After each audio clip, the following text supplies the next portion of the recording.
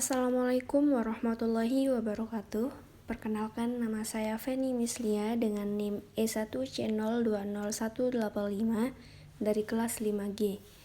Jadi dalam video ini saya akan mengulas kembali materi mata kuliah Psikologi Sastra selama 1 semester, yaitu semester 5. Pertama, kita akan membahas pengertian psikologi sastra.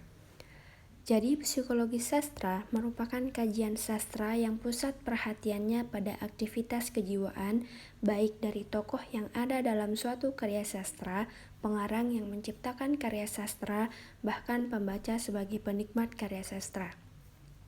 Jadi, secara singkatnya, psikologi sastra itu merupakan ilmu yang mengkaji tokoh atau pengarang dalam sebuah karya sastra. Kemudian kita akan membahas hubungan psikologi dengan kesusastraan. Baik sastra maupun psikologi memiliki persamaan dalam kajian objeknya, yaitu kehidupan manusia. Sedangkan psikologi dan sastra memiliki hubungan fungsional karena sama-sama mempelajari keadaan kejiwaan orang lain. Bedanya, dalam psikologi gejala tersebut real, sedangkan dalam sastra bersifat imajinatif. Jadi psikologi secara umum itu mengkaji kejiwaan orang lain secara nyata, sedangkan psikologi dalam kesusastraan itu bersifat imajinatif, mengkaji kejiwaan orang atau tokoh yang berada dalam suatu cerita karya sastra atau fiksi seperti novel, cerpen, dan puisi. Selanjutnya, mengapa karya sastra bisa dianalisis menggunakan ilmu psikologi? Karya sastra tidak dapat dilepaskan dari masalah penciptaan yang melibatkan berbagai macam masalah kejiwaan. Maka untuk memahaminya perlu dilakukan dengan menggunakan dukungan dari ilmu psikologi. Psikoanalisis digunakan untuk menilai suatu karya sastra karena psikologi dapat menjelaskan suatu proses kreatif yang ada di balik penciptaan suatu karya sastra.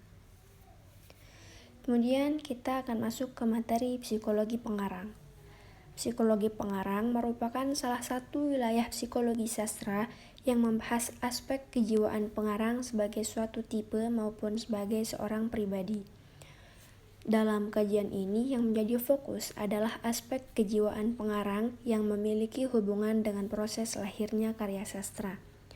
Jadi psikologi pengarang merupakan kajian psikologi sastra yang mengkaji tentang kejiwaan pengarang dari sebuah karya sastra.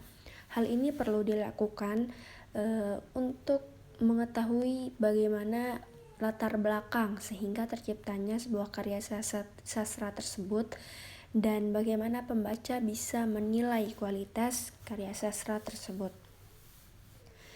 Kemudian bentuk penerapan psikologi pengarang. Psikologi pengarang mencangkup dua hal, yaitu latar belakang pengarang atau riwayat hidup pengarang dan keadaan sosial budaya lingkungannya pada saat pengarang menulis karyanya. Kedua hal ini memberikan dampak psikologis yang kuat bagi pengarang di dalam pemberian watak atau perwatakan terhadap para tokoh utama.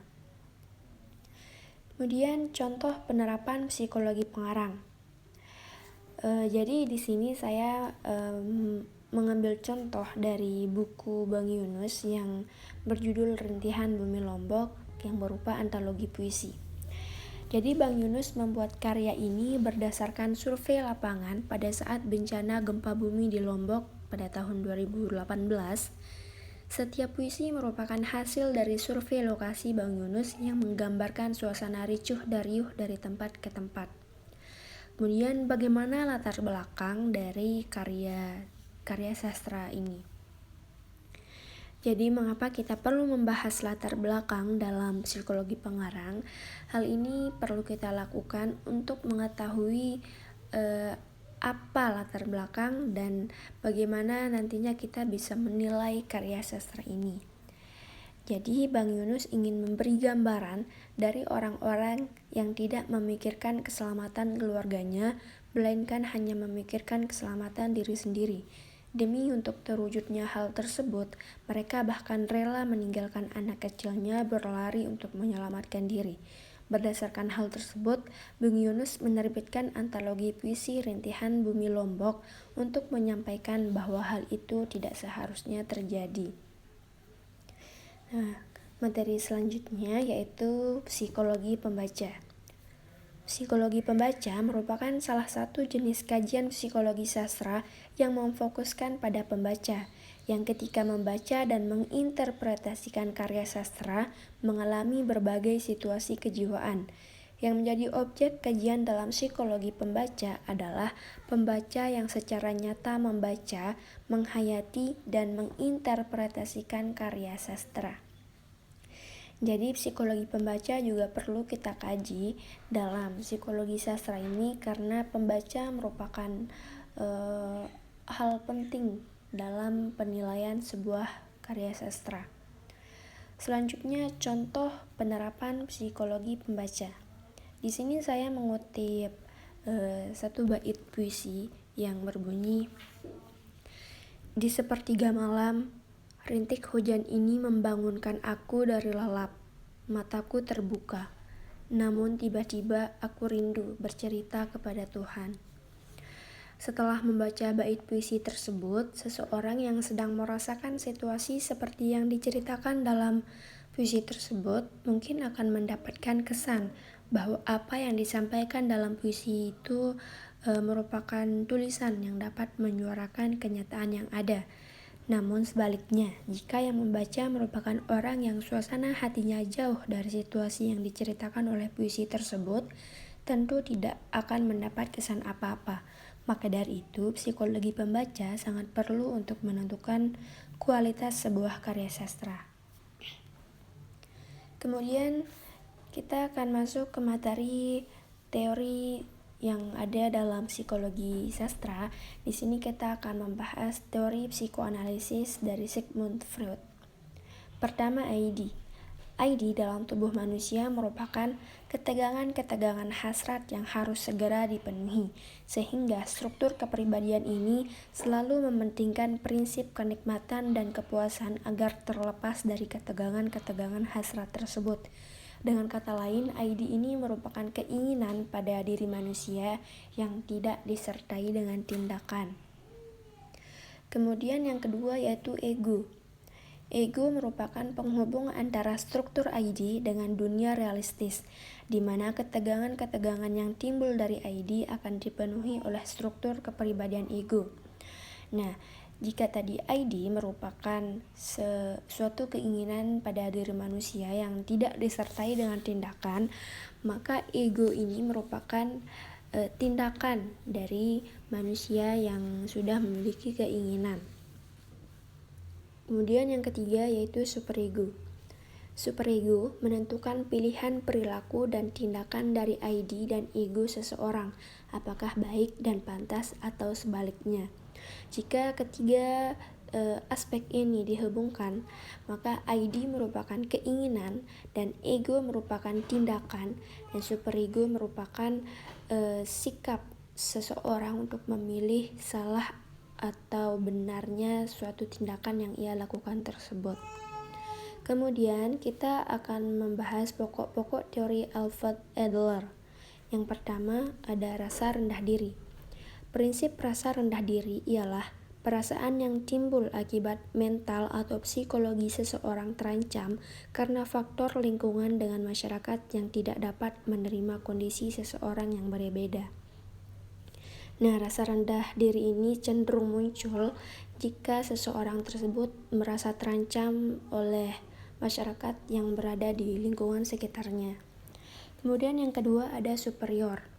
Prinsip superior adalah prinsip yang dimiliki setiap individu pada saat individu tersebut merasakan kekuatan pada dirinya untuk mencapai kesempurnaan atau hal yang ingin dicapai oleh dirinya agar tidak dipandang sebagai individu yang tidak berdaya nantinya.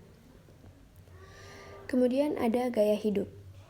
Prinsip gaya hidup ialah perilaku hidup manusia yang berubah dari biasanya untuk mencapai hal yang diinginkan. Yang keempat ada diri kreatif. Prinsip diri kreatif ialah daya kreatif yang dimiliki membuat mereka mengendalikan kehidupannya sendiri. bertanggung jawab akan tujuan akhir mereka, menentukan cara yang mereka pakai untuk meraih tujuan akhir mereka, dan berperan dalam bentuk minat sosial. Kemudian yang kelima ada tujuan semu. Prinsip tujuan semu ialah tindakan yang dilakukan individu terjadi karena didorong oleh masa depan, meskipun hanya sementara atau semu sampai hal yang diinginkan tercapai. Dan yang terakhir ada prinsip sosial. Prinsip sosial atau prinsip minat sosial merupakan sikap yang dilakukan individu untuk terikat dengan individu lain, baik dalam masyarakat maupun keluarga, agar tercipta kerjasama dalam mencapai kemajuan pribadi dan sosial. Kemudian kita akan membahas contoh analisis cerpen. Ini dari tugas lalu, yaitu di sini saya mengutip atau saya menganalisis cerpen yang berjudul Mencari Seikat Seruni karya Laila S. Chudori. Jadi yang pertama ada ID. Jadi berikut ini merupakan struktur kepribadian ID, aspek keinginan tokoh Nadira atau tokoh utama dalam cerpen Mencari Seikat Seruni. Jadi kutipannya berbunyi, Jakarta tidak memiliki bunga seruni, tetapi aku akan mencarinya sampai ke ujung dunia agar ibu bisa mengatupkan matanya dengan tenang. Kutipan cerpen di atas menunjukkan struktur ID aspek keinginan tokoh Nadira. Kalimat tersebut menunjukkan bahwa Nadira memiliki keinginan untuk mencapai bunga seruni untuk ibunya, walaupun sampai ke ujung dunia. Kemudian ada aspek ego. Berikut ini merupakan kutipan dari cerpen Mencari Seikat Seruni karya Laila S. Chudori, menunjukkan struktur kepribadian ego aspek tindakan tokoh Nadira. Bunyi kutipan cerpennya, jangan, beberapa tangan yang semula akan meraup kembang melati di atas baskom itu berhenti seperti patung. Yunina terkejut. Semua yang tengah sibuk di dapur terdiam. Untung saja kegiatan pengajian masih berlangsung, karena aku masih bisa mendengar gemerangan surat Yasin. Aku akan mencari bunga seruni untuk ibu, kataku pada Yunina. Yunina mendekatiku dan nampak berusaha menekan rasa marah. Bunga apa? Seruni, bunga seruni. Kutipan cerpen di atas berlatarkan tempat di kediaman Ibu Nadira, tepatnya di Jakarta. Tindakan yang dilakukan Nadira yaitu pergi mencari bunga seruni untuk almarhum ibunya. Bunga seruni nekat dicari oleh Nadira pada hari kepergian ibunya demi untuk menepati kemauan ibunya yang sebelum meninggal. Kemudian yang ketiga ada aspek superego. Di bawah ini merupakan perwujudan struktur superego dari aspek ego ideal tokoh Nadira. Kutipan cerpennya berbunyi, memang cuma ada di Desi Nursi, gumam Tara. Bisa kita kesana dan kembali lagi sebelum pemakaman? Kutipan cerpen di atas berlatarkan tempat di dalam mobil ketika Nadira dan Utara akan pergi ke Desi Nursi. Kutipan tersebut menunjukkan ego ideal tokoh Nadira karena dalam kalimat bisa kita kesana dan kembali lagi sebelum pemakaman menandakan bahwa Nadira menimang-nimang waktu perjalanan dan waktu ketika di lokasi yang harus kembali sebelum pemakaman. Hal tersebut merujuk kepada perilaku atau keputusan diri sendiri. Jadi seperti yang sudah dijelaskan sebelumnya, yaitu pokok-pokok teori Sigmund Freud tadi, ID merupakan keinginan dan keinginan tokoh Nadira tadi, yaitu ingin mencari bunga seruni untuk ibunya, dan ego merupakan tindakan. Nah, tindakan dari tokoh Nadira di sini merupakan ia pergi mencari bunga seruni walaupun di hari kematian ibunya. Dan superego yaitu memilih benar atau salahnya tindakannya tersebut. Nah, di sini tokoh Nadira menimang-nimang apakah jika ia pergi dia akan bisa kembali sebelum pemakaman ibunya atau tidak. Nah, dari itu antara ID, ego dan superego di sini nyambung. Nah, mungkin itu saja yang dapat saya sampaikan dalam video kali ini, kurang dan lebihnya mohon maaf. Sekian, terima kasih. Assalamualaikum warahmatullahi wabarakatuh.